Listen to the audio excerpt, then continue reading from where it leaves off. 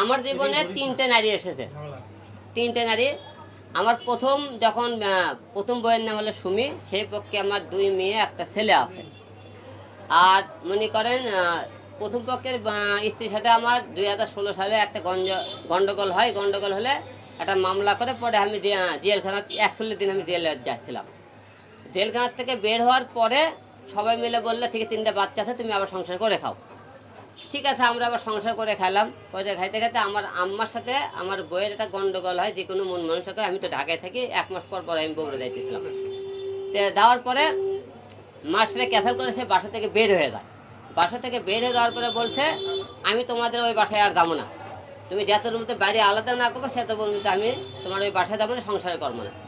তো হুট করে চাইলে তো বাড়ি করে দেয় না। তো মা বাবা বলে ঠিক আছে, সংসার নষ্ট করার দরকার নেই, আমাদের বাড়ির সাথে জায়গা আছে, আরেকটা বাড়ি করার কথা বললো। সেখানে আমি একটা ডুপ্লেক্সে একটা বাড়ি করি। বাড়ি করার পরে মনে করি সেখানে কিছুদিন মনে করেন 2 বছর লাগে, সময় লাগে। যে আমার বউ ওটি কিছুদিন থাকার পরে ওখান থেকে সে আর আসেনি। 2 বছরের মধ্যে অন্য একটা ছেলের সাথে সে তাই প্রেম করে বিয়ে করে ফেলে দেয়। তারপরে কিছুদিন পরই মনে করেন নুসরাতের সাথে আমার পরিচয় হলো।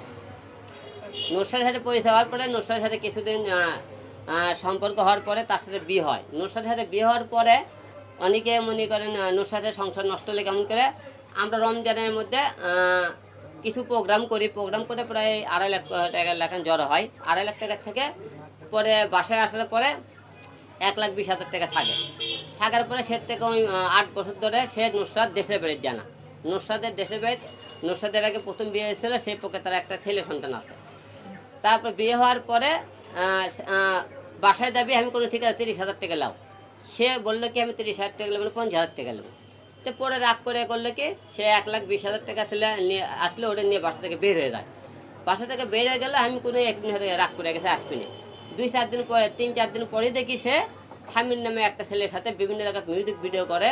তারপরে মনে করেন করছে কি, বিভিন্ন সার্কাস প্যান্ডেলে সে নাচ গান করে।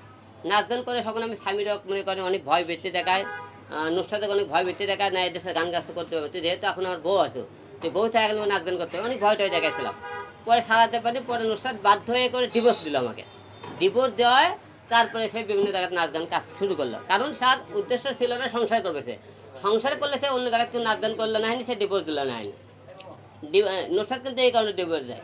তারপরে যখন মনে করেন নুসরাত চলে যাওয়ার পরে আমার তো কাজকাম করতে হবে, তখন আমার হলে যে রিয়ামণির সাথে ফেসবুকে পরিচয় হয়।